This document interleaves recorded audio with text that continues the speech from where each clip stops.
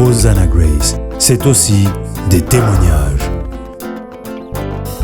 Hosanna Grace, l'évangélisation dans l'excellence.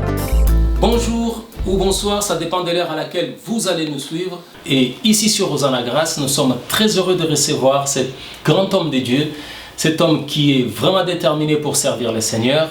Donc aujourd'hui, nous recevons notre frère Philippe. Bonjour Philippe. Bonjour. Et Merci. c'est vraiment une fierté pour nous que vous puissiez vraiment nous faire cette opportunité de venir parler de Jésus-Christ. Merci. Nous ne sommes pas accompagnés seulement de notre frère Philippe, nous avons aussi notre sœur Sandrine qui est là avec nous. Bonjour Sandrine. Bonjour, Alors, très heureux d'être parmi nous. je suis très heureuse d'être ici pour entendre enfin le témoignage de notre frère Philippe, ce très beau témoignage que le Seigneur l'a mis à cœur. Donc je bénis le Seigneur pour ce moment et donc voilà, soyez tous bénis au nom de Jésus-Christ. Donc nous avons aussi notre frère Franck qui est là parmi nous et que nous sommes vraiment très heureux de recevoir. Bonjour Franck. Bonjour, Heureux d'être parmi nous. très heureux. Je suis très heureux de pouvoir partager le témoignage de Philippe. Un témoignage vraiment très glorieux, où vraiment il a été profondément touché par notre Seigneur. Et je suis vraiment impatient de pouvoir entendre à côté de moi ce témoignage si merveilleux. Alors Philippe, aujourd'hui nous sommes là pour écouter ces témoignages qui te tiennent tant à cœur. Donc alors pour savoir déjà, est-ce que tu peux te présenter au peuple de Dieu et ceux qui ne te connaissent pas, afin qu'ils puissent découvrir qui tu es exactement. D'accord. Alors bonjour à tous. Je vous remercie déjà pour l'invitation que vous avez très gentiment accepté que je fasse Ah, c'était avec plaisir. pour témoigner. Et donc voilà, je m'appelle Philippe Logobien. J'ai eu une relation particulière avec le Seigneur il y a maintenant un an, on va dire un an et demi. Et je tiens vraiment à partager mon témoignage comme le Seigneur me l'a demandé lui-même, mais surtout auprès des jeunes parce que c'est vraiment eux qui ont besoin d'attendre une bonne nouvelle. Amen. J'espère que nous allons vraiment aller très vite donc, dans ces témoignages que nous sommes tous impatients de pouvoir suivre. Mais avant toute chose, ne quittez pas, on se retrouve juste tout de suite après notre jingle musique. Hosanna Grace, un ministère de louange et d'adoration. C'est aussi des émissions de partage. Nous sommes là pour l'évangélisation. Hosanna Grace, c'est aussi des témoignages. Hosanna Grace, l'évangélisation dans l'excellence. Nous voici de retour sur notre plateau Hosanna Grace, toujours accompagné de Philippe, Franck et la sœur Sandrine. Donc nous sommes là vraiment parce que nous voulons partager quelque chose avec vous. Nous voulons vraiment écouter notre frère Philippe. Alors Philippe, prêt pour ce témoignage? Prêt? Ah, ça fait longtemps que j'attends pour écouter ces témoignages. Donc alors tu voulais nous parler de quoi en fait aujourd'hui par rapport à ton témoignage? En fait, j'ai rencontré un homme qui est puissant et surtout rempli d'amour, qui s'appelle Jésus-Christ. Et moi-même, j'étais loin d'imaginer que ça allait m'arriver. Et je pense que vraiment, c'est ce que le Seigneur, comme nous a dit, vous savez, il nous dit dans Marc chapitre 16, verset 15, d'aller annoncer la bonne nouvelle, mais surtout aussi de témoigner de son amour et de ce qu'il a fait pour nous dans nos vies. Et je pense que c'est important de partager ce témoignage et que ça touche vraiment, vraiment des jeunes. Et pour moi, c'est vraiment une grâce d'être sur ce plateau et de pouvoir le partager avec vous en direct. Alors Philippe, j'ai vu que tu insistes beaucoup sur les jeunes. Et qu'est-ce que ce témoignage a de particulier avec les jeunes? En fait, il ne faut pas se voiler la face, il faut dire la vérité, c'est les jeunes qui se font excusez-moi l'expression que je vais employer, mais qui se font le plus vite embobiner par rapport à l'argent, qui malheureusement leur faire croire des choses qui sont totalement fausses, parce que moi-même, lorsque j'étais dans ce passé-là, il y a quelques temps en arrière, j'étais complètement aveuglé par l'argent, et ça me rendait orgueilleux, ça me rendait puissant, et pour moi, Dieu Dieu n'existait pas, c'était l'argent qui existait, c'était l'argent qui était mon Dieu. Voilà. Est-ce que tu peux essayer un peu de nous expliquer ces moments, comment est-ce que tu as pu sombrer avant qu'on puisse savoir déjà comment est-ce que tu as su connaître Jésus, mais tu étais quoi auparavant? Parce qu'à entendre parler, il y a des choses qui ne sont pas dites. C'est-à-dire, bon, je vais faire quand même un petit retour en arrière de ma vie. Plutôt dans mon enfance, j'ai été un enfant battu. Et j'ai grandi avec un beau-père qui était violent. Ma mère qui n'était pas trop, on va dire pas trop présente pour mettre des arrêts, pour dire un stop, quoi. Et donc de là, j'en avais, on va dire, pour être sincère, hein, j'en avais marre d'être battu. Donc je commençais, j'avais pris de l'argent et je suis parti sur Marseille pour m'échapper de cette violence, pour quitter cette violence. Mais en pensant bien faire, ça m'a porté préjudice parce que j'ai fait face à une justice qu'on va dire qui n'était pas juste, honnête et sincère avec moi.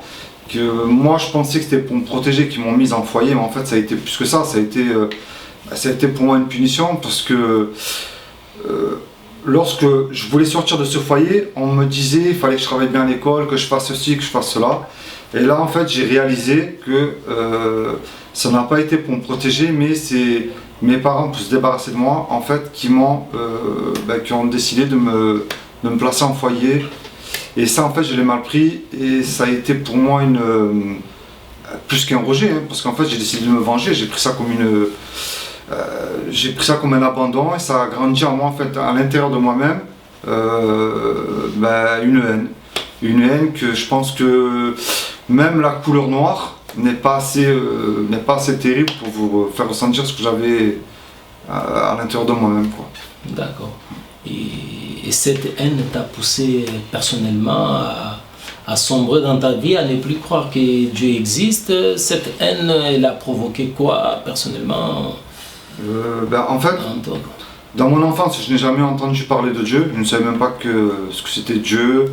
On va dire vaguement à la télé encore. Si je vous dis vaguement, pour moi, non. À aucun moment de ma vie, j'ai entendu Dieu jusqu'à ma majorité.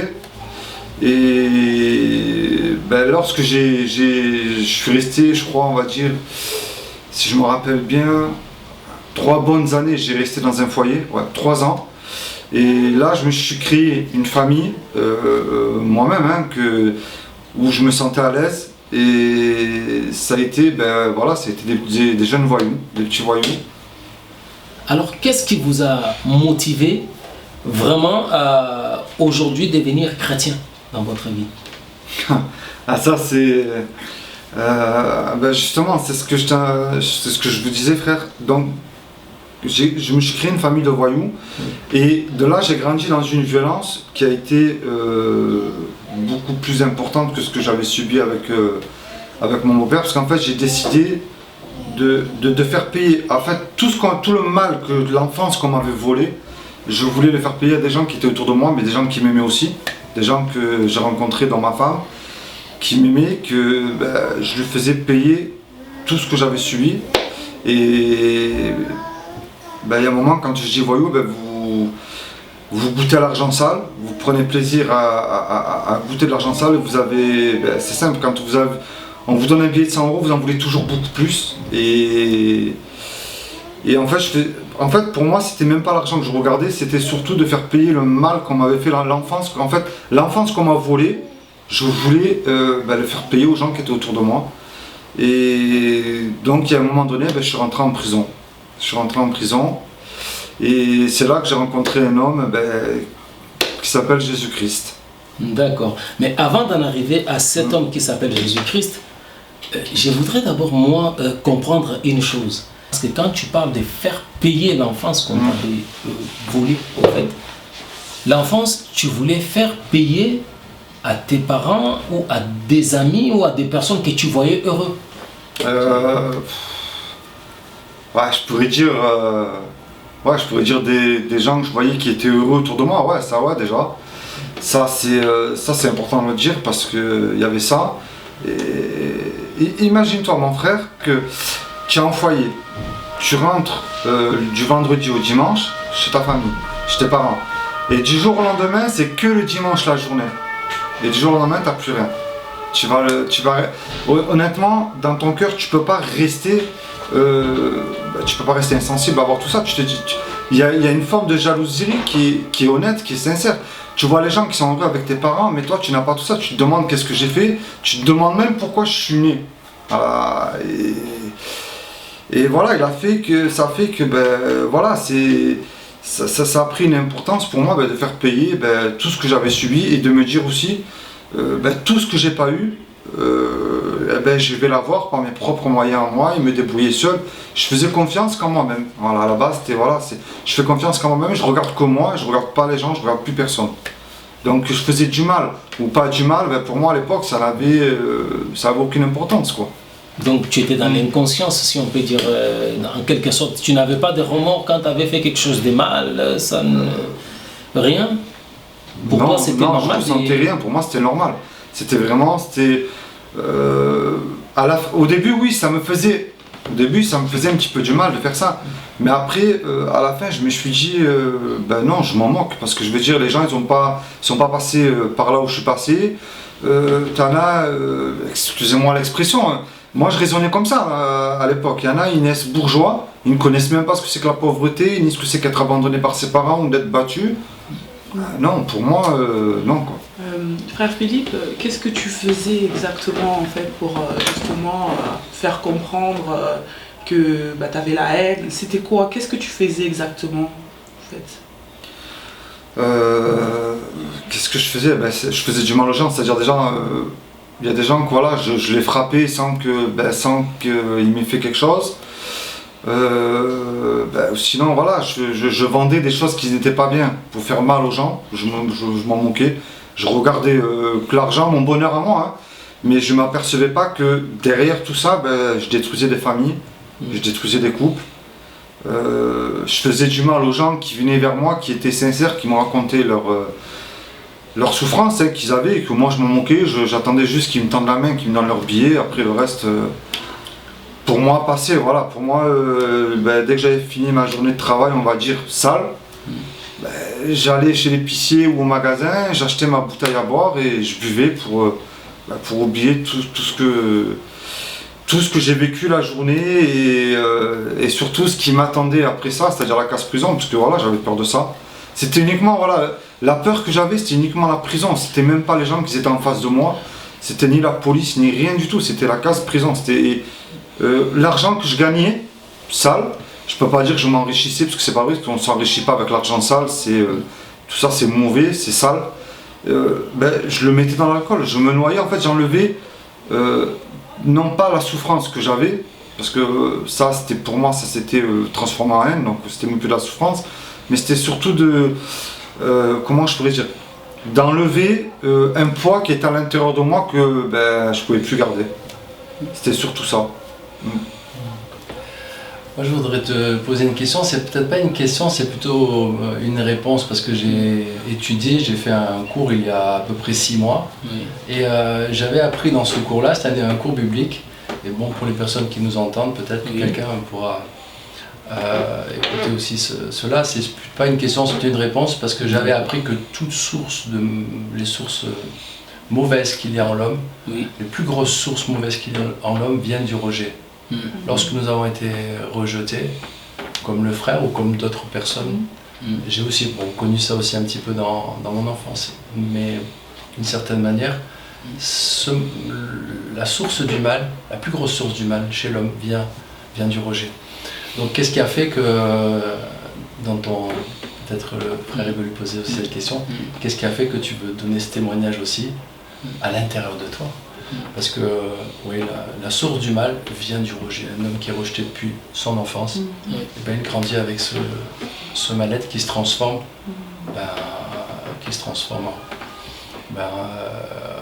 en délinquance ou autre chose, mais voilà, c'est une source de mal qui est terrible. Justement. Dans une école prophétique, j'ai appris ça.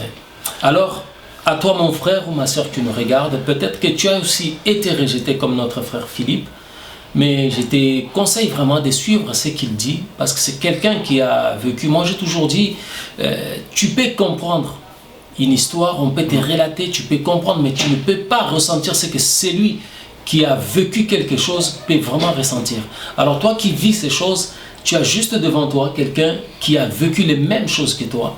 Et je te demanderai vraiment de nous écouter jusqu'à la fin, d'écouter son témoignage, d'écouter comment est-ce qu'aujourd'hui, qu'est-ce qui l'a poussé aujourd'hui de venir vraiment témoigner, sortir, braver la peur pour vraiment parler de tout ce qu'il a fait. Parce qu'il y a des fois, nous avons honte que les gens sachent ce que nous avons fait dans notre passé.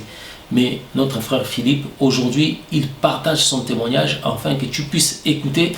Toi qui souffres aussi du rejet, toi qui souffres, je ne sais pas quel est ton problème, je ne sais pas quel est ton cas, mais que tu vois que tout est possible. Jésus-Christ peut changer une vie. Alors notre frère Philippe va nous expliquer, quand tu es arrivé en prison, c'est là que tu as dit que tu as rencontré un homme et cet homme c'est Jésus. Mais cet homme tu l'as rencontré dans un rêve, dans un songe, il y a un homme qui est venu te prêcher. Comment ça s'est fait cette rencontre avec cet homme? Je vais juste d'abord répondre à la question du frère Franck qui m'a posé. Moi ces gens-là, je ne les guiderai pas vers un psychiatre ou un psychologue parce que pour moi, pour toi, excusez-moi hein, l'expression, mais c'est bidon, c'est zéro. C'est parce que moi on me l'a fait à moi-même, donc pour moi ça n'a rien changé. Ce sont des gens qui écoutent et ils sont là à vous répondre, à vous donner deux réponses qui ne servent à rien. Dès qu'ils passent leur porte de leur bureau, ils ont automatiquement oublié ce que vous leur avez dit, exprimer le mal-être aussi.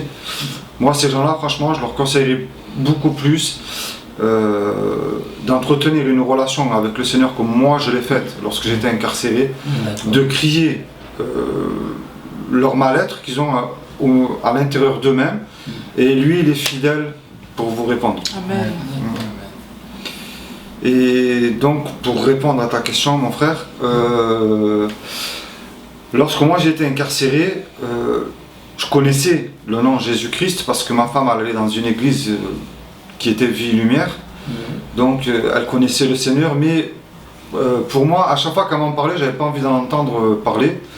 Parce que déjà, je ne l'ai pas dit sur mon témoignage qui est sur YouTube, mais j'étais quelqu'un qui priait un peu sur des idoles qui n'étaient pas, qui n'avaient pas dans des églises.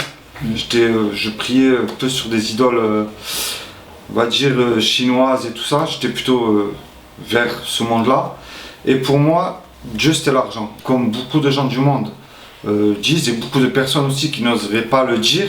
Mais voilà, moi j'étais comme ça. C'est pas Dieu qui va venir frapper à ma porte et m'amener une baguette de pain. Voilà, moi je raisonnais comme ça à l'époque. Donc ma femme, priait pour moi et me disait beaucoup de venir souvent avec elle, mais bon, pour moi ça m'intéressait pas. J'avais pas. En fait, je voyais Dieu comme une religion, comme beaucoup pensent que voilà, c'est le petit Jésus accroché sur la croix dans une église. Mais non. Pour moi, ce n'est pas ce que j'ai vécu. Parce que déjà, voilà, je tiens à le dire, c'est important. Dieu n'est pas une religion, mais une relation, déjà. Et voilà, j'avais pas envie de voir tout ça, d'entendre tout ça, de voir des gens prier, s'humilier, qu'ils repartent, ils n'ont rien. J'avais pas envie. Voilà, ça peut paraître bête, mais voilà, j'avais pas envie de vivre des choses comme ça pour moi qui n'avaient aucune importance. Voilà. Et oui, tu voulais parler? Oui, permis, voilà. Alors, je voulais poser une question au frère Philippe. En fait, comment est-ce que tu as vécu la prison? C'est-à-dire parce que, bon, moi je sais que quand on parle de prison, c'est le summum, quand on fait des conneries, c'est la destination, au final ça finit par la prison. Donc j'ai entendu, tu as été rejeté, tu as eu la haine en toi, tu as voulu faire du mal aux gens. À la fin, tu t'as atterri en prison. Comment tu as ressenti ça? Comment tu as vécu? Qu'est-ce qui s'est passé en toi quand tu étais en prison? Parce que finalement, tu as dit tout à l'heure que tu voulais pas aller en prison. Tu faisais des bêtises, mais quand même, il y avait quelque chose qui te disait que non, la prison, faut pas. Bien sûr. Donc, il y a eu comme quelque chose qui s'est passé quand tu t'es retrouvé en prison. Qu'est-ce que tu as vécu là-bas? pour répondre à ta question, ma soeur, ouais, je buvais énormément d'alcool. Je pense que peut-être à l'époque c'était l'orgueil qui me faisait dire que non, je n'étais pas alcoolique, mais pour moi je pense que ouais, parce que si vous buvez 1 litre de whisky par jour, ce que vous l'êtes, donc moi je pense que c'est ça aussi qui m'a... J'ai sombré dans l'alcool aussi, malgré l'argent sale que je gagnais pour cacher cette peur de ne pas aller en prison, voilà, parce que bon, on peut pas se permettre de faire tout ce qu'on veut sans passer par la case prison, ça n'existe pas. C'est même dans les films, vous êtes obligé de passer par la case prison, donc ça il faut pas se voiler la face sur ça. Mais ouais, je buvais surtout pour enlever cette peur, mais en fait, je pense qu'à l'heure d'aujourd'hui, c'est important pour moi de le dire, je remercie le Seigneur que je suis passé par la case prison, parce que c'est ce qui a permis de me rapprocher de lui. Et j'étais loin d'imaginer, moi-même aujourd'hui, d'être devant vous, de partager l'expérience et la relation que j'ai eue avec lui. Mais voilà, en fait, je suis venu au Seigneur grâce aux prières de ma femme, parce que comme on dit, la prière peut changer une vie. Et je ne dis pas que c'est pas bien de prier 1 heure ou quoi, mais c'est des gens qui prient 1 heure ou quoi, c'est qui sont vraiment en relation personnelle avec le Seigneur. Mais je pense qu'une prière de 5 minutes, voire même de 30 secondes, qui est sincère de cœur à cœur, peut totalement changer une vie.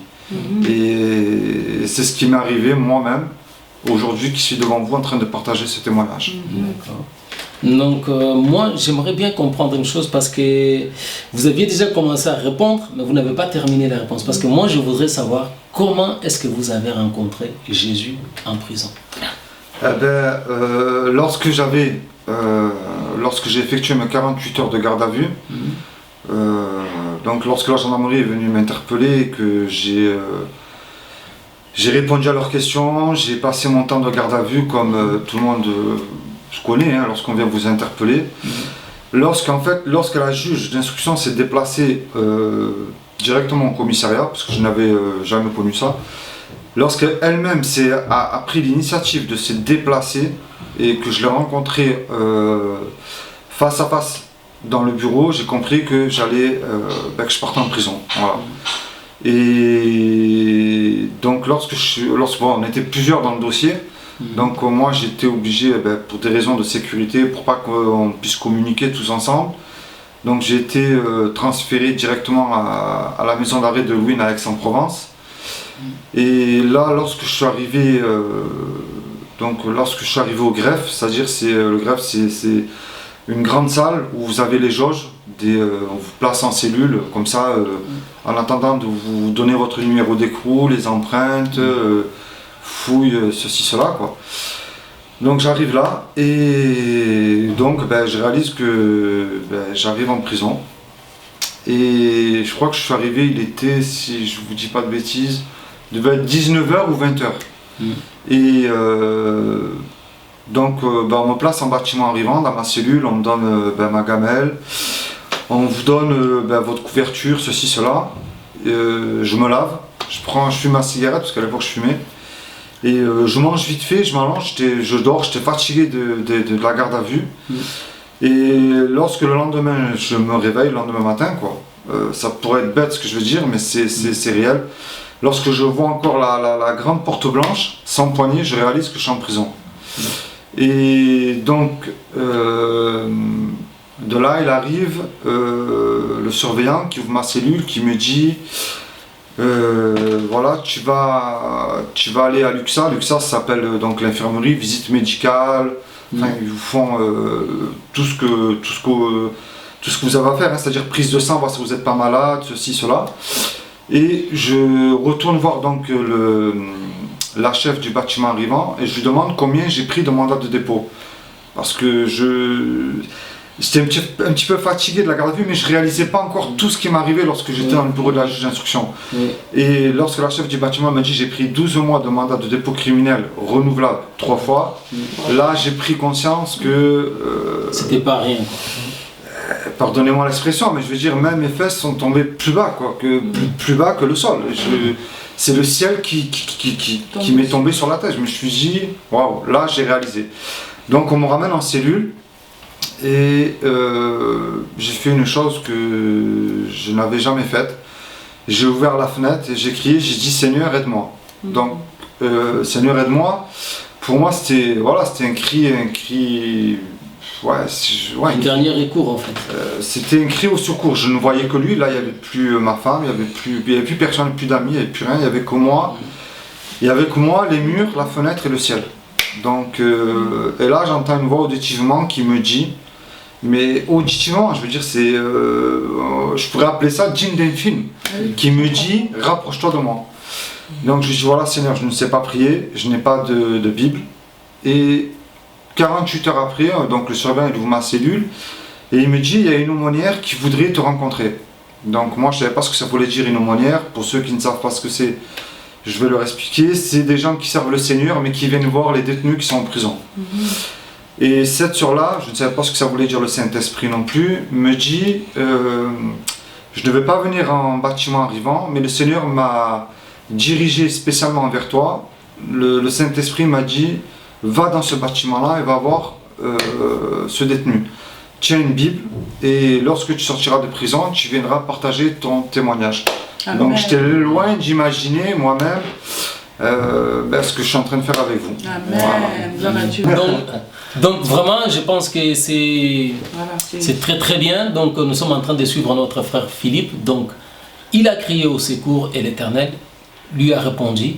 Il n'avait personne autour de lui, en prison, incarcéré dans sa cellule, mais Dieu a répondu. Comment Dieu est merveilleux. Vous voyez comment Amen. Dieu est vraiment puissant. Amen. Il peut vraiment vous venir en recours, même quand tout le monde vous a lâché. Dieu est toujours là. Il suffit seulement que vous puissiez les chercher comme Philippe. Alors Philippe, en ce moment-là, quand tu as entendu, tu dis bien que tu as entendu, comme une voix te parler, tu n'as pas eu peur? Ah non, c'est une voix, c'est vraiment... En fait, je ne l'ai pas précisé sur mon témoignage sur YouTube, c'est un serviteur de Dieu qui m'a dit après ce que j'avais vu. Au début, dans le ciel, je vois un cheval blanc, mais je ne savais pas que ce cheval s'appelait Fidèle dans l'Apocalypse. Et lorsque je vois ce cheval avec une personne dessus, et auditivement, quand tu entends cette voix, là, ça m'a fait, je sais pas comment t'expliquer, frère. C'est comme si tu reçois une flèche mais en plein cœur. Tu peux pas passer à côté de ça. Je veux dire, ça m'a touché, et là j'ai compris, et c'est important que je le dise parce que je l'avais pas dit aussi sur mon témoignage. Et là je me suis mis directement à genoux. Je me suis mis à genoux et je me suis humilié. Et je lui ai parlé librement, sincèrement. J'ai dit tout ce que j'ai vidé mon sac. J'avais besoin de le faire. J'avais besoin de vider mon sac, de dire pardon. De dire pardon de tout ce que j'ai fait payer aux gens que j'avais vus passer sur mon chemin. Voilà, bon, j'ai pas dit pardon aux gens qui étaient devant moi, mais c'était important pour moi de le faire. Voilà. Vous avez ressenti ce besoin-là des... C'était important. C'était même plus des épines que j'avais dans mon cœur. C'était plus que des épées. Donc je te laisse imaginer, mon frère, tout ce que j'avais. J'ai 38 ans, donc ça m'est arrivé il y a 2 ans en arrière. Donc imagine tout le long de ma vie, tout ce que j'avais à me reprocher comme péché qui était énorme, franchement qui était énorme. Je crois qu'on pourrait publier un livre de tous les péchés que j'ai commis, quoi. Voilà. Oui, c'est pas facile, hein, pas facile. Donc, mais après avoir fait ça, est-ce que vous avez senti un changement dans votre cœur de suite? Ou il y a eu un temps d'abord pour commencer à réaliser dans quel monde vous venez d'embrasser? Parce que vous étiez quelqu'un qui n'avait pas en fait reçu de l'amour, donc vous n'en avez pas, parce que la Bible dit on donne qu'est-ce qu'on a. Donc comme tu n'avais pas l'amour, tu n'avais pas reçu l'amour, donc tu ne pouvais pas donner l'amour. Mais maintenant que tu as connu Jésus-Christ dans ta vie, qu'est-ce qui s'est passé au fait? Comment est-ce qu'il y a l'amour qui est de suite venu dans ton cœur? Il y a les chagrins, les regrets. Qu'est-ce qui est venu dans ton cœur au moment où tu t'es mis à genoux pour prier? Bon, déjà quand je me suis mis à genoux, j'ai senti pas un vide dans mon cœur, c'est-à-dire un vide, c'est-à-dire que mon cœur il est transformé, ça y est, c'est guéri, non, ça non. Mais j'ai senti déjà quelque chose qui était important pour moi de dire, tout ce que j'avais à dire, que lui seul sait, hein, parce que c'était pour moi important de lui dire. Mais ouais, j'ai senti déjà un lourd fardeau qui traînait derrière moi, qui est parti, quoi. Mais lorsque cette aumônière est venue, qui m'a donné la parole de Dieu, bon, on a discuté un petit peu ensemble. Voilà, ça a été important parce que en prison, voilà, on vous ferme la porte, on ouvre la porte, on ferme la porte, mais il y a de la communication, oui, avec des surveillants qui sont aimables, qui prennent le temps, la patience de discuter avec vous, mais pas avec cette sœur qui est venue, qui me parlait de Jésus. Ma femme me parlait de Jésus, mais je pense que quand ma femme quand ma femme en parlait, j'avais des écailles dans les yeux, j'avais pas et les oreilles sourdes, j'avais pas envie d'entendre parler. Mais pas comme cette sœur qui est venue, qui a pris le temps vraiment de m'expliquer ce que c'était que Jésus, que ce n'était pas que c'est pas une religion, c'est une relation. Parce que quand on vous dit viens, c'est comme toi mon frère, quand tu vas dire viens à quelqu'un, il va voir automatiquement la religion. Mais ça c'est normal et je peux le comprendre parce que moi-même j'étais passé par là. Mais lorsqu'après elle m'a conseillé déjà de lire le Nouveau Testament dans l'évangile de Jean, j'ai écouté, j'ai fait ce qu'elle m'a dit, j'ai lu le Nouveau Testament, bon je n'avais rien compris. Et vous savez, en prison on vous distribue des bibles des Gédéons, c'est des petites bibles bleues, moi non. Cette personne-là, ça a été la première fois que j'ai vu ça, m'a distribué une Bible qui a le Nouveau et l'Ancien Testament. Et j'ai dit, bon, on va parler de la Bible, ma femme elle avait une Bible, hein, je savais ce que c'était. J'avais décidé pour moi de me dire, voilà, je vais prendre la Bible de la première page jusqu'à la dernière page, et je vais comprendre, parce que tout le monde me parle de la Bible, c'est miraculeux, c'est ceci, c'est cela, et voilà, c'est ce que j'ai fait. Et pour moi, c'est pas le Nouveau Testament qui avait commencé à me frapper, ça a été le prophète Ésaïe. Et là, mon cœur a pleuré. Je sentais, c'est bête ce que je dis, mais mon cœur pleurait. Je commençais moi-même à avoir des larmes qui tombent. Frère Philippe, permettez-moi de vous couper un petit peu. En fait, tout à l'heure, vous avez expliqué en fait tout à l'heure que vous avez eu, c'était un songe, c'était une vision quand vous avez vu le cheval blanc et en fait, au moment où vous êtes rentré, vous avez dit Seigneur, aide-moi. C'est ça que vous avez dit. Qu'est-ce qui s'est passé à ce moment-là exactement? Parce que je voudrais, il y a quelque chose qui m'a interpellée par rapport à ce moment. Et à quel moment vous avez vu c'était un songe ou un rêve? Qu'est-ce que c'était en fait le cheval blanc? C'était quoi exactement? Ah non, c'était en fait Excusez-moi, pourquoi je tiens à préciser ça? Parce que bon, tout le monde n'est pas chrétien. Oui, bien sûr. Et j'aimerais vraiment que ce moment-là soit précisé parce que je me mets à la place de quelqu'un qui n'est pas chrétien, bon, qu'on lui raconte ça, il va dire mais est-ce que c'est une vraie... Voilà, c'est pour ça que je veux vraiment que tu précises en fait c'était quoi exactement, qu'est-ce qui s'est passé.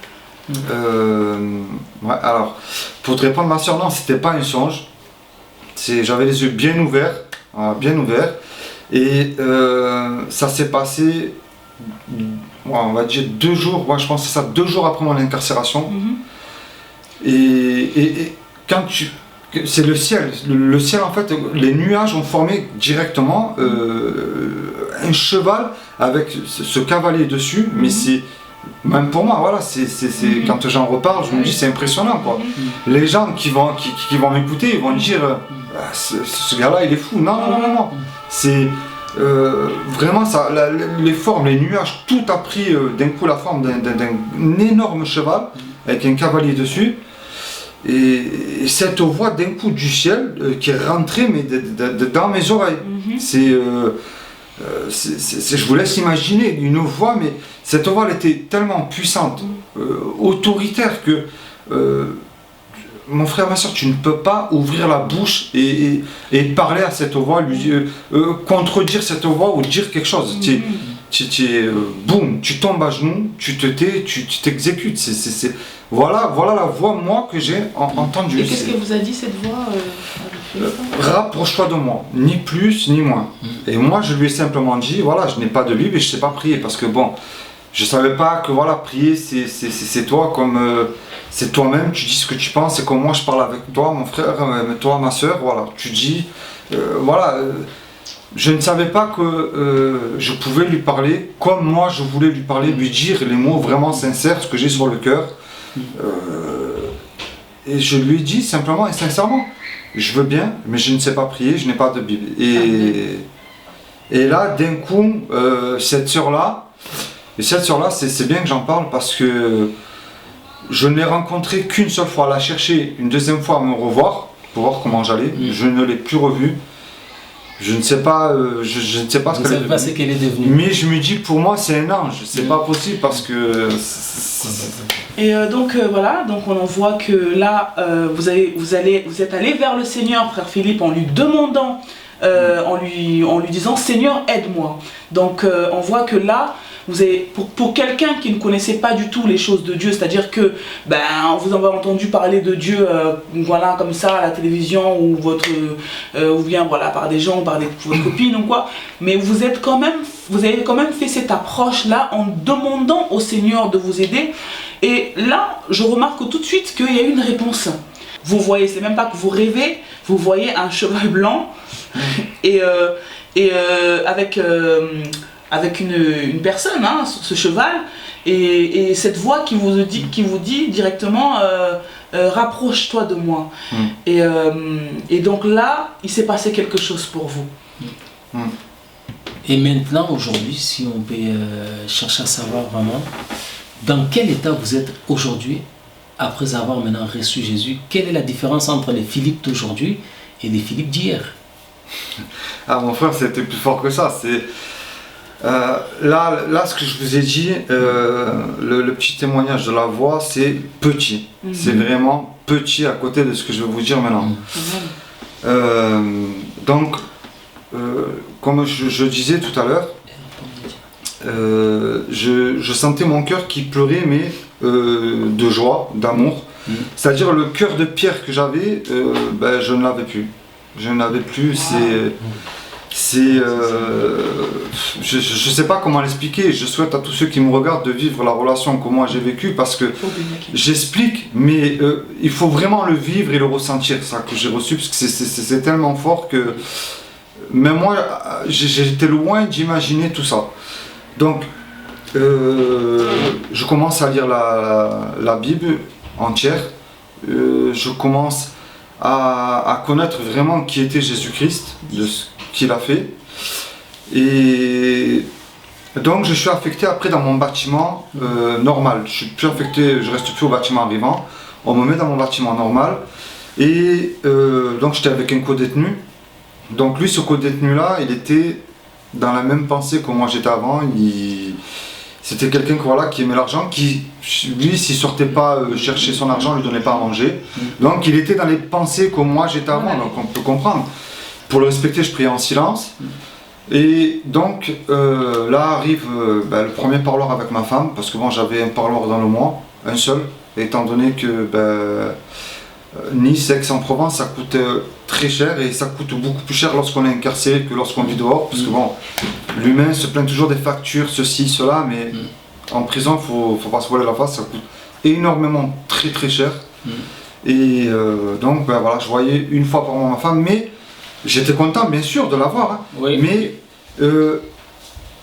en fait, c'est-à-dire cette peine et tout ça, lorsqu'elle partait, ça pourrait être surprenant, je ne l'avais pas. Vous savez, c'est comme un volcan qui va partir en éruption et qui a une main qui se pose dessus. Moi, c'était la même chose. J'étais plus content de retourner en cellule et pour lire la parole de Dieu que de parler de avec ma femme des problèmes qu'il y avait de justice et ceci, cela.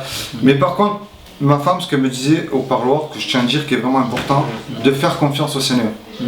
Elle me disait elle-même qu'elle priait pour moi, et de prier, de lui remettre toutes mes requêtes devant son trône de grâce. Ça, c'était important, et c'est ce que j'ai fait. Donc de là, j'étais extrait de la prison pour être entendu par la juge d'instruction, mais voilà, donc je parle ou que je parle pas, je m'enfonçais toujours plus bas.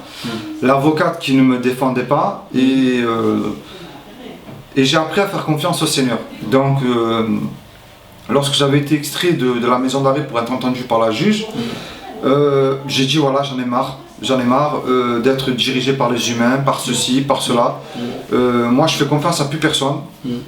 Juge, pas juge, avocat, avocat, adversaire en face de moi, ben, je fais plus confiance à ces gens-là, je fais confiance qu'au Seigneur. Voilà. Donc, j'étais rentré en cellule, j'ai écrit au greffe, j'ai retiré l'avocate que j'avais, qui ne servait pour moi à rien, et je lui ai dit voilà, Seigneur, c'est toi mon avocat, je te fais confiance. C'est fort ça.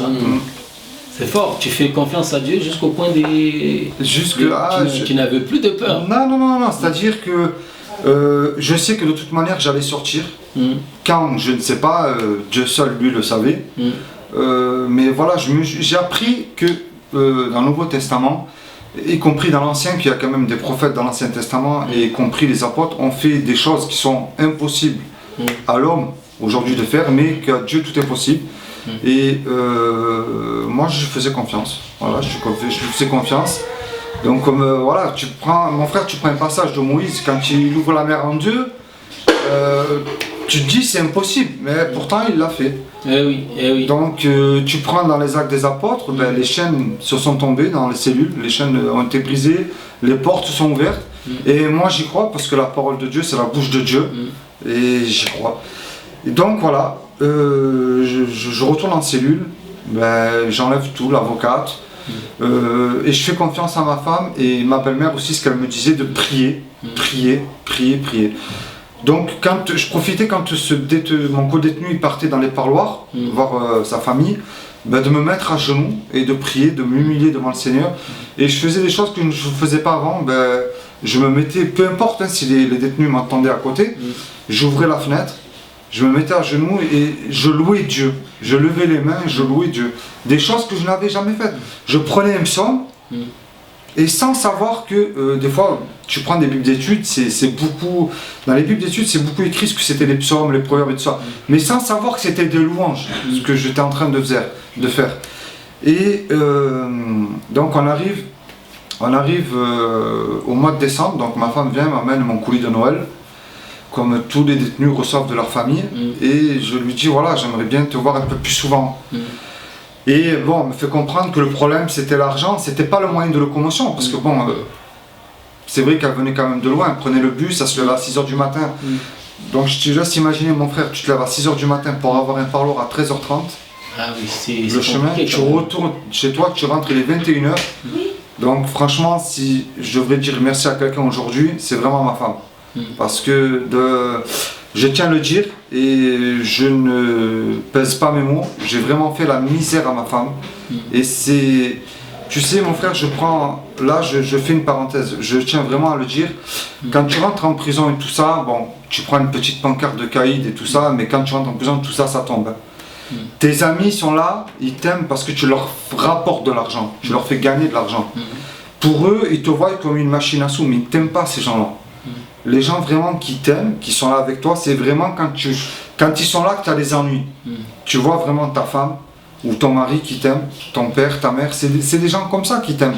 Et moi, c'est ce que je croyais. Moi, je croyais que les gens m'aimaient parce que je gagnais beaucoup d'argent, mais non, les gens m'aimaient parce que je leur rapportais de l'argent. Ils aimaient ce que tu avais. Voilà. Ils ne m'aimaient pas pour moi, ils se moquaient de moi, ces gens-là. Et donc pour ça, c'est ça ce que je tiens à dire, c'est pour moi, quelqu'un qui dit qu'il y a un caïd, non, aux yeux de Dieu, tu es zéro, tu n'es rien du tout. Tu peux acheter une femme, des enfants, une maison, une voiture, ce que tu veux, mais Dieu, tu ne l'achètes pas.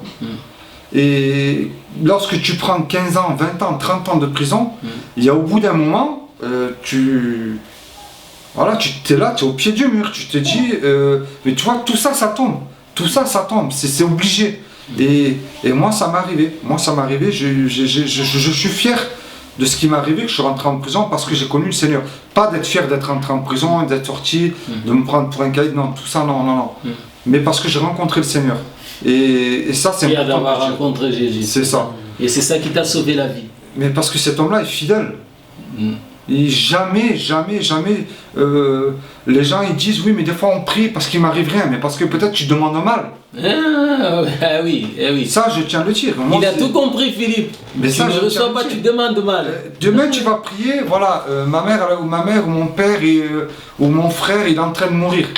Tu vas prier, Dieu va t'entendre, il va t'exaucer. Et toi, dès que c'est fini, boum, allez, c'est bon, il m'a exaucé, je peux retourner dans le monde. Mais c'est pas comme ça. Ça se passe pas comme ça. Moi, Dieu m'a complètement changé. Et maintenant, je vais vous dire comment ça s'est passé. Ok. Alors, Franck, toi qui écoutes Philippe, parce que tu étais aussi pressé d'écouter ces témoignages. Oui. Alors, quand tu le vois parler comme ça te fait quoi, en fait, personnellement? Personnellement, ça me fait un petit peu rappeler certains souvenirs c'est-à-dire dans ma conversion. Toi aussi, tu as eu des choses. J'ai eu des choses, oui. J'ai eu un petit... Il y a là-bas, on les fera venir un jour pour témoigner aussi. Voilà, je témoignerai, mais là vraiment je suis très heureux parce que ça donne vraiment... On est dans l'espoir vivant, on n'est pas dans quelque chose de rationnel, on est vraiment dans un homme qui a vraiment crié à Dieu de tout son cœur. Ça c'est important, oui. Tout son cœur. Et qui s'est vraiment accroché vraiment à ce Seigneur qui est vivant. Et ça a été vraiment des étapes. Il y en a encore une, il va encore nous expliquer. Mais ça a été assez rapide. Pourquoi? Parce qu'il s'est disposé, vraiment. Il a saisi vraiment ce message que Dieu voulait lui donner. C'était le rencontrer dans tout son amour, dans toute sa paix. Et toi qui nous regardes, j'espère que tu es en train de te retrouver. Beaucoup de personnes sont dans les mêmes cas que Philippe. Et il y en a aussi qui sont sortis de ces cas-là, peut-être par d'autres moyens. Mais aujourd'hui, ce que nous sommes en train d'écouter, c'est le moyen par lequel Jésus-Christ a tiré notre frère Philippe de l'obscurité totale, de l'ignorance totale, et pour rendre cet homme aujourd'hui ce qu'il est. Et je vois beaucoup vraiment de détermination, je vois vraiment cette envie de vouloir parler quand tu parles, Philippe. Et aujourd'hui, connaître Jésus dans ta vie, ça t'a apporté quoi au niveau de ton mental, au niveau de ton être personnel? Quand tu regardes ta vie du passé et la vie que tu as aujourd'hui avec Jésus-Christ, qu'est-ce que tu t'es dit au fait quand tu vois ce que tu étais? Tu t'es dit quoi si vraiment on pouvait mettre un autre Franck, Franck c'est pas toi, hein? Donc si on pouvait mettre un autre Philippe, que tu parles à ces Philippe-là, qui était dans le passé, qu'est-ce que tu peux lui dire aujourd'hui? Tu sais, si je me vois d'avant à maintenant, c'est pas le même Philippe. C'était bien moi, mais voilà, le Seigneur m'a fait voir des choses, m'a bien brisé, m'a bien cassé. Et voilà, j'ai appris ce que c'est que avoir de l'amour dans un cœur sans qu'on ait de l'argent. Je veux dire que j'en ai pas, je m'en moque, je suis heureux. J'ai quelque chose qui n'a pas de prix, qui est la Bible dans ma sacoche, voilà, qui n'a aucun prix. Tu peux pas fixer un prix dessus. Et voilà, j'apprends chaque jour, hein, parce que la marche avec le Seigneur, c'est tu apprends, tu as un apprentissage chaque jour. Mais oui, si je fais un rebond en arrière que Philippe qui avait avant, c'était vraiment, j'avais énormément de chaînes, énormément de chaînes. Et je remercie le Seigneur qui m'a sauvé à temps, parce que je pense qu'il me serait arrivé bien pire que la prison, je pense, avec les gens que je fréquentais. Je pense qu'un jour ou l'autre on m'aurait retrouvé, je pense, dans un ruisseau, hein. C'est grave ça. Ah oui, c'est important de le dire, parce que les gens ils pensent qu'ils ont la belle vie, voilà, requins survêtent la cause, des billets dans la poche, mais non, c'est pas ça la vie. Je pense qu'ils n'ont même pas conscience du danger qu'ils prennent eux-mêmes et qu'ils font subir à leur famille. Ah oui, surtout ça. C'est ça. La famille, ça c'est très très important, parce que les gens qui font ce genre de choses, très souvent c'est la famille qui pleure, c'est la famille qui souffre donc pour tous ces actes qu'ils voient, parce que la famille peut avoir besoin de vous voir être sauvé, mais vous sentez bien dans votre peau, dans ce que vous êtes en train de faire, qui est nuisible pour votre vie au fait. Ça, c'est vraiment un point très important. Il faut penser à la famille aussi, parce que ça peut vraiment beaucoup déstabiliser plusieurs personnes, le comportement d'une seule personne. Ça, c'est vraiment très important. Et aujourd'hui, je vois que Philippe, tu es un homme heureux. Dieu a su redonner cet amour, mais juste par curiosité, ton beau-père et ta mère sont-ils toujours en vie? Mon beau-père et ma mère sont toujours en vie. Oui. Ils ont divorcé, ils ne sont plus ensemble. Je ne les vois plus, je n'ai plus de contact avec eux. Ni avec ton beau-père? Non, ni avec ma mère, ni avec mon beau-père, je n'ai plus de contact. Et bon, peut-être, voilà, c'est la volonté du Seigneur. Hein, je pense aussi que ce n'est peut-être pas... Bon, je leur pardonne, hein, à l'heure d'aujourd'hui, que le Seigneur les bénisse abondamment. Mais je n'ai plus de haine. Parce que bon, à l'époque, je disais moi-même de ma bouche, hein, à cet homme, je vais te tuer, je vais te faire payer ce que tu m'as fait. Ma mère, je l'en voulais énormément, parce que voilà, j'ai vu des choses qu'un enfant ne devrait pas voir. Donc il n'y a pas que la faute de mon beau-père, il y a eu la faute de ma mère, donc je ne veux pas non plus, on m'a dit, jeter que des pierres que sur une seule personne, hein, parce que les deux sont fautifs, parce que ma mère aurait pu intervenir dans des choses que... Mais bon, c'est pas grave, pour moi c'est du passé. Et donc si tu permets mon frère, je vais juste revenir donc à la deuxième partie de mon témoignage. Et donc j'avais dit à ma femme au parloir, pour revenir à ce que je disais tout à l'heure, j'aimerais bien te voir un peu plus souvent. Bon, je comprenais que c'était une mission impossible, hein, parce que je la comprenais. La distance, elle aussi, elle avait un loyer à payer, des factures, elle avait mes filles aussi à nourrir, c'est important. Et on ne peut pas se consacrer qu'à une seule personne, qu'on a aussi des autres personnes à nourrir dans une maison. Hein. Et elle me disait, fais confiance au Seigneur, prie. Mais elle n'a jamais... Elle a été ma femme, mais elle a été plus que ça en prison. Ça a été un ange pour moi. C'est important de le dire. Ça a été un ange. Ça a été un ange parce que tout ce qui m'est arrivé jusqu'à l'heure d'aujourd'hui, que je suis avec vous en direct, c'est grâce à ma femme. Je suis donc retourné en cellule et j'ai prié sincèrement. J'ai pas resté... C'est ce que je veux dire aujourd'hui, c'est important. Prier avec le Seigneur, c'est pas lire une récitation ou un poème. Tu prends une feuille, tu lis déjà une prière qui est faite. Non, c'est rien. Sincèrement, j'ai dit voilà Seigneur, non pas ma volonté, mais ta volonté, ce qui est important. Je te demande pas de me libérer de prison, parce que ça c'est impossible. Mais de voir ma famille et ma femme. Quand je dis ma famille, c'est ma femme, c'est mes enfants, un peu plus souvent. Et comme je disais, j'avais qu'un parloir dans le mois. Et du jour au lendemain, je m'en rappellerai toute ma vie, ça a été, parce que moi j'ai été incarcéré en 2018, exactement le mardi 5 juin 2018, j'ai été incarcéré. Et le jeudi, oui c'était le jeudi parce que c'est là que j'avais la séance de sport, donc le jeudi, c'est drôle, le jeudi 3 juin 2019, je suis transféré mais je ne savais pas, donc la surveillante ouvre la porte de ma cellule à 7 h du matin et elle me dit le Gobien, prépare tes affaires, transfert définitif. Pour revenir en arrière, je n'avais plus d'avocat, je n'avais plus loin, j'avais plus rien et je m'empirais dans mon instruction. Je tombais de plus en plus bas. Je me disais qu'est-ce qui m'arrive encore, qu'est-ce que je vais subir encore. En plus c'était un transfert définitif qu'elle m'avait annoncé. Et je lui dis voilà, surveillante, je vais où? Elle me dit je ne sais pas. Donc de là je file à la cabine pour prévenir ma femme que, parce que dans deux jours après, donc elle devait venir le 6, 2 jours après je devais avoir le parloir pour lui dire voilà ne viens pas, je n'y serai plus. Et donc pareil je tombe sur messagerie, j'appelle ma fille aussi messagerie, donc je retourne en cellule, je prépare toutes mes affaires et je descends au greffe. Et le greffe il me dit tu pars à la M à Nice, c'est-à-dire maison d'arrêt de Nice. Je reste bête, je dis waouh.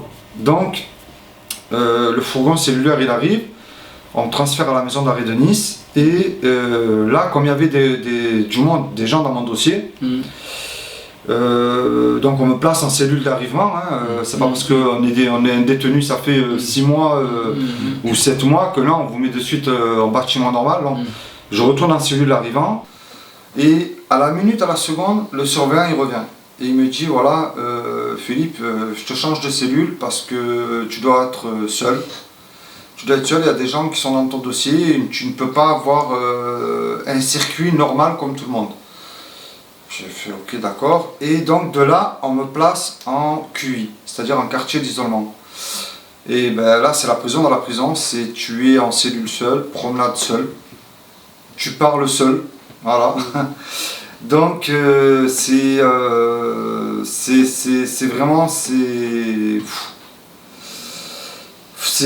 costaud parce que la plupart des gens finissent ils n'arrivent plus à supporter, ils deviennent fous. Il y en a, ils tombent malheureusement dans des cachets.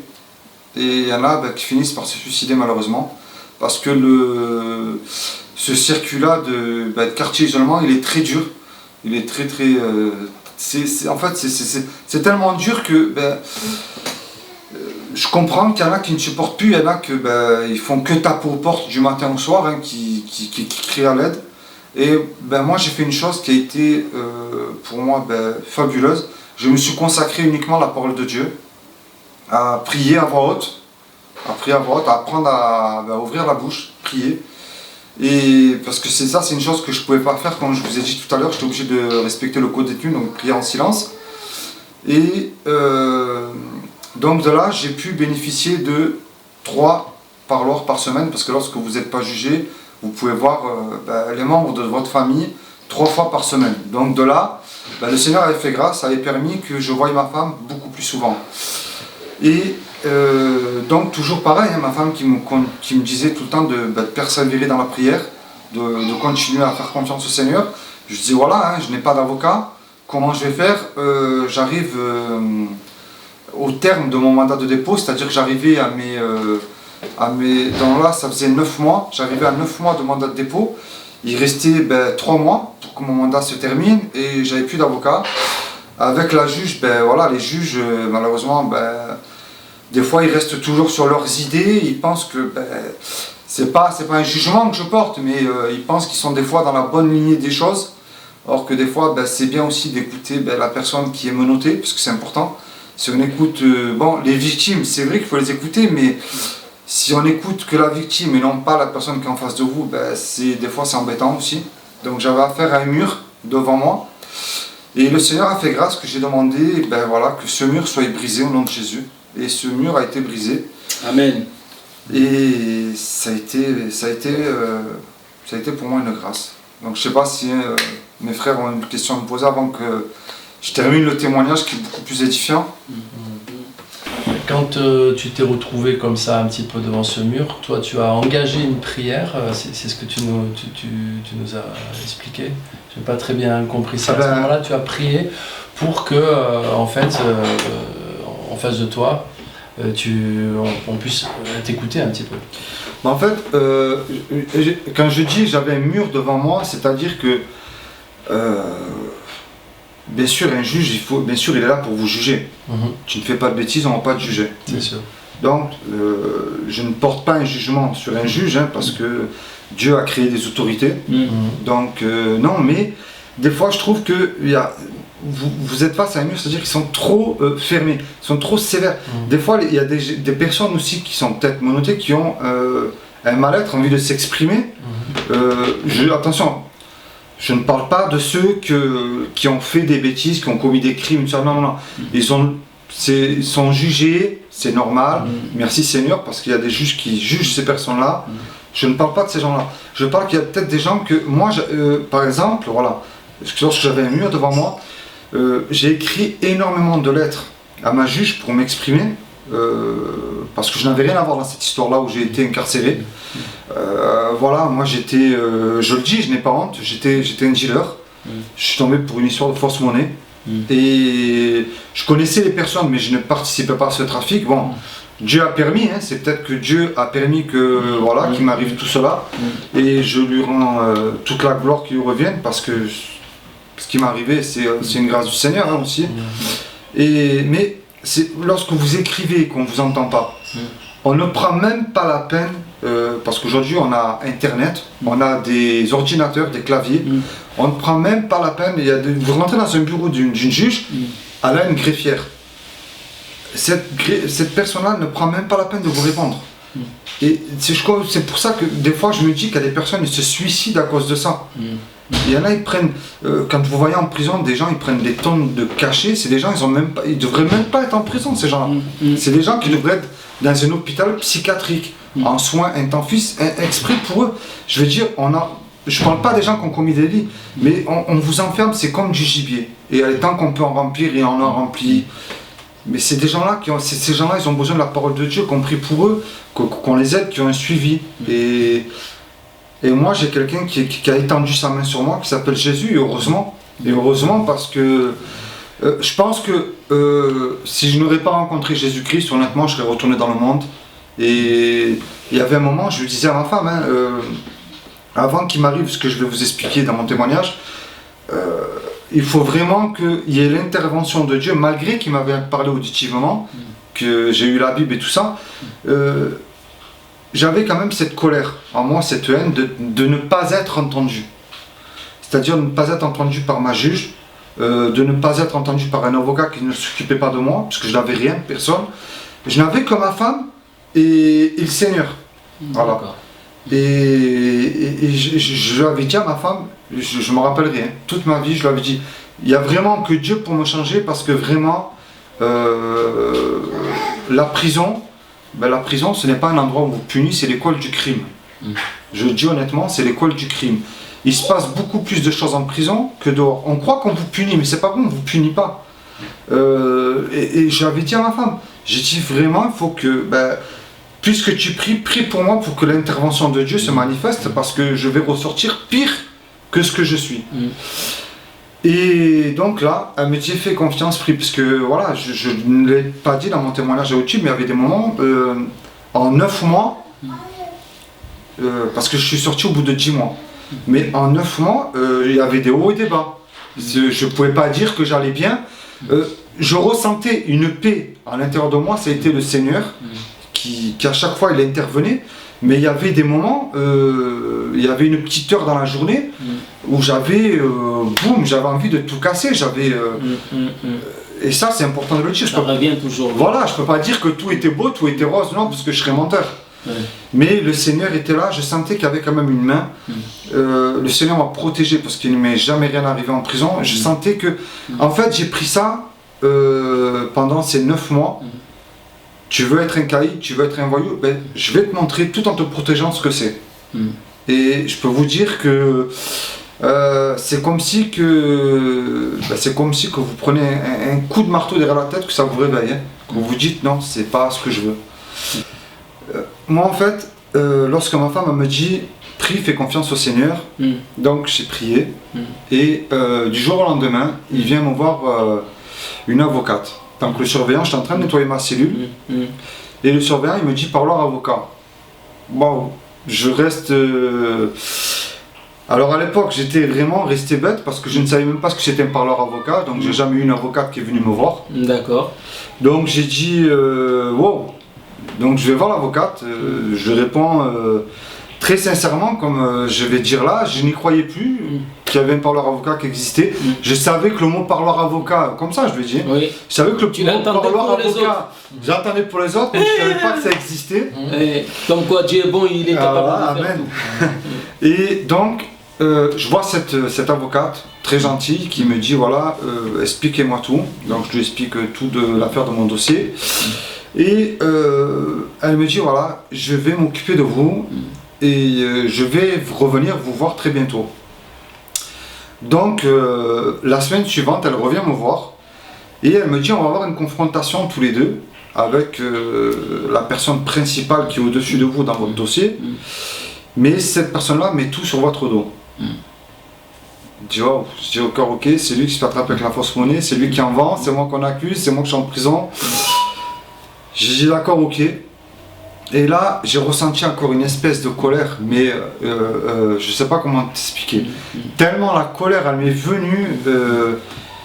Je pense que si j'aurais vu la personne devant moi, je pense que ça aurait très très mal fini parce que là, je pense que là, il y a tout d'un coup que, en fait, si tu veux, l'enfermement et tout ce que j'ai subi, là, ça allait, sur lui. là, ça allait éclater. Je me suis dit,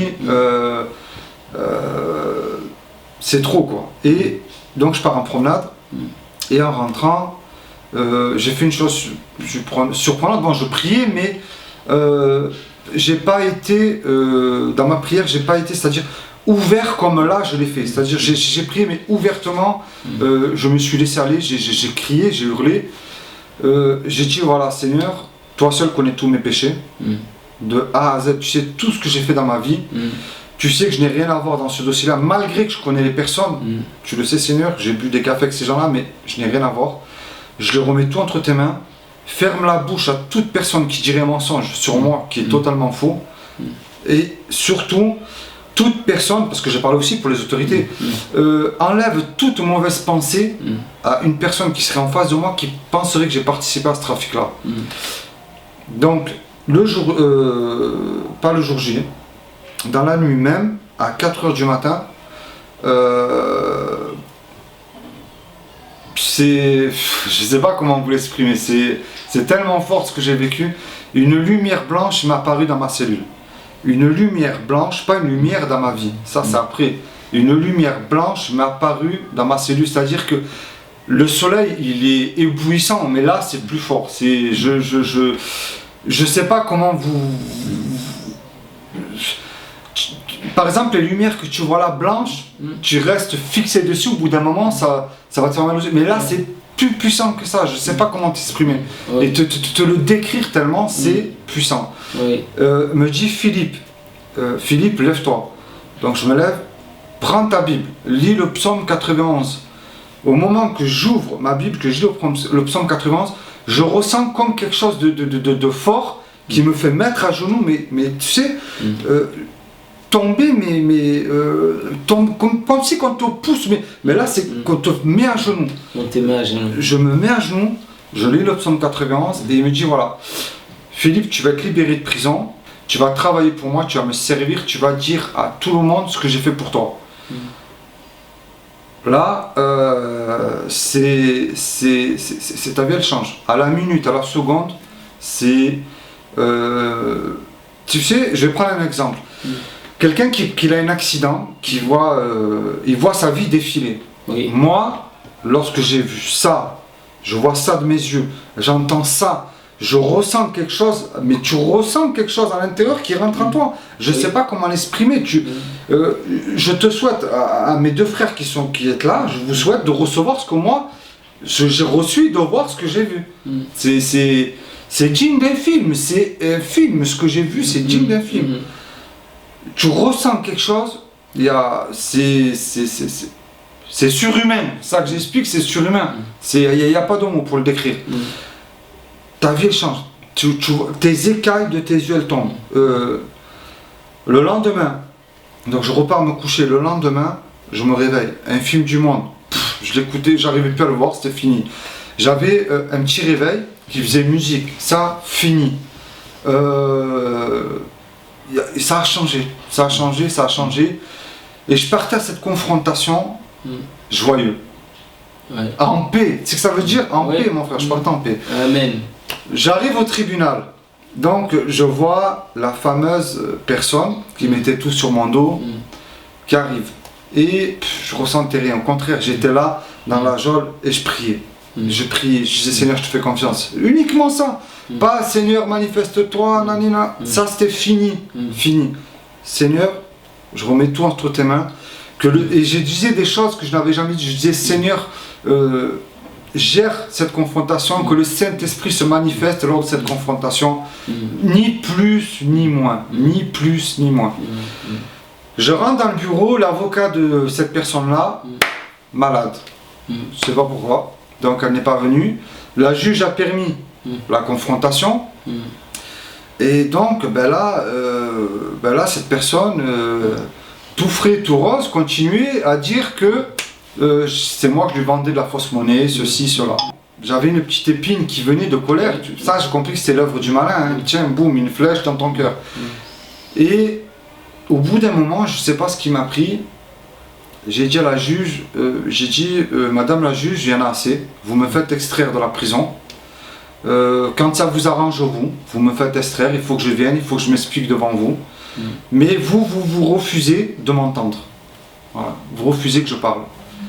Et là, la juge, un esprit d'amour s'est manifesté, de sagesse en elle. J'ai jamais vu ça. J'ai jamais vu ça. C'est Dieu qui peut faire ça. Ah, mais il n'y a que le Seigneur. Et là, elle me dit, Monsieur Le Gobien, parlez, on est là pour ça. Et on a toute la journée, tout le temps.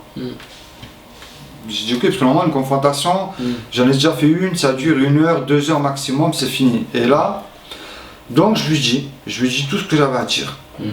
Et là, d'un coup,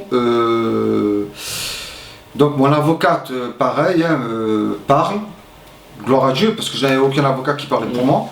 Donc l'avocate parle.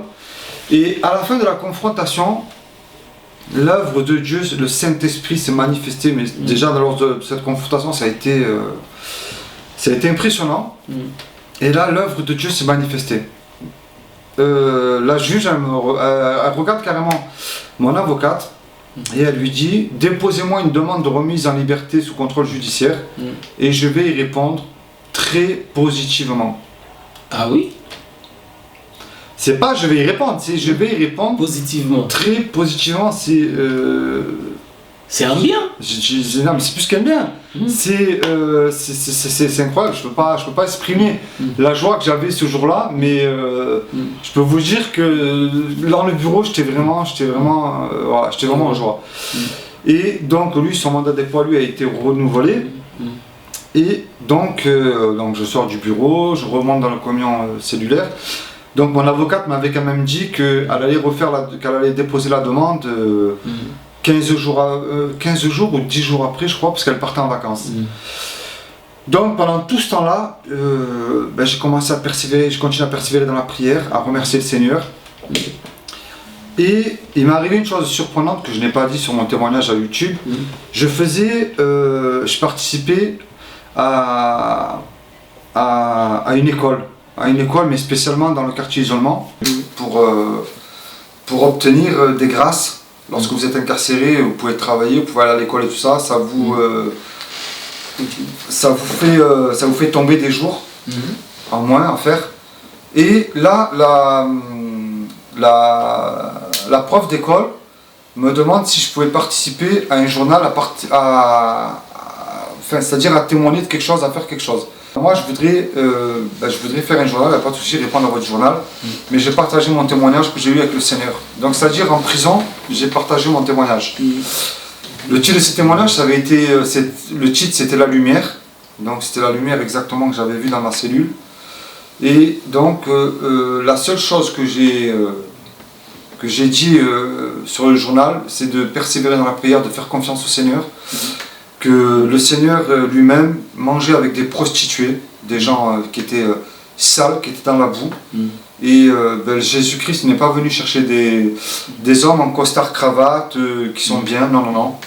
Il est venu chercher des gens qui sont mauvais et il peut changer, il peut transformer la vie de quelqu'un qui est mauvais, mais pour son œuvre, à lui. Donc, 15 jours après, donc mon avocate, elle revient me voir par leur avocat, elle me dit voilà, à 17h, je rencontre votre femme à mon bureau qui va m'amener vos papiers et je dépose votre demande le lendemain à 8h. Donc le lendemain à 7h30, donc je prends ma douche, on me serait de la cellule pour aller aux douches, je me lave et exactement à 8h30, le surveillant il vient, il me dit Philippe, prépare tes affaires, tu es libéré. Alors, pour moi, ça a été une joie parce que lorsque vous déposez une demande de remise en liberté, ça prend 10 jours, ça passe en étude. Là, mon avocat l'a déposé à 8h, 8h30, je suis libre. Ça, il n'y a que Dieu qui peut le faire. Et avant de sortir de ma cellule, je me suis mis à genoux, j'ai ouvert la fenêtre, j'ai remercié le Seigneur. La Bible, la grosse Bible que j'avais à Aix-en-Provence qui m'a suivi jusqu'à Nice, je ne l'ai pas prise avec moi. J'ai souligné tout ce qui était important et je l'ai laissé dans mon placard pour la prochaine personne qui viendrait dans ma cellule. Amen. Trouverait la parole de Dieu. Je sais pas, le Seigneur m'a mis sur le cœur de la laisser là. Donc je l'ai laissé là. Je suis sorti, j'ai été libéré. Je suis allé à un magasin de la Bible m'acheter une Bible.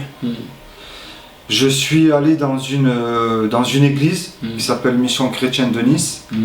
Là où un ancien pasteur m'avait parlé que si je ne me tournais pas vers le Seigneur, j'allais tomber vraiment bas. Donc c'est ce qui m'avait arrivé, mais gloire à Dieu, il m'est arrivé une relation particulière avec le Seigneur. 4 mois après, j'ai été baptisé dans cette église où j'avais rencontré ce pasteur. Amen. Donc voilà, j'ai été baptisé. Le Seigneur m'a parlé encore auditivement pendant le confinement, donc j'ai répondu à son appel en tant qu'évangéliste.